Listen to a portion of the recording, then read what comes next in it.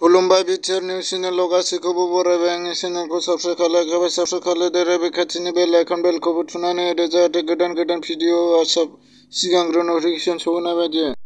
क'क्राझार जिल्लानि सिङाव थानाय गसाइगाव महकुमायाव मैया गोदानै दाजानाय बड' पिस क्लाबनि समायखिरा लानाय हाबाफारि। क'क्राझार डिस्ट्रिक्ट स्पर्टस एस'सिएशनाव 17थि बड'लेण्ड मुभमेन्ट गल्डेन क्लाबनि बुलुर बादायलायनाय हाबाफारि लादों। बाक्सानि भारत भुटान सिमनायाव हाग्रानि मैदेरनि गोबां बिलाथि आबादनि सायाव उदखारि खालामनायनि जाउनाव आबादारिफोरा खाफाल हमनांदों। बोथोरजों लोगोसे आबादारिफोरनि गोमो गाबजों बुंफबनाय फोथार बेसरनि आबाद।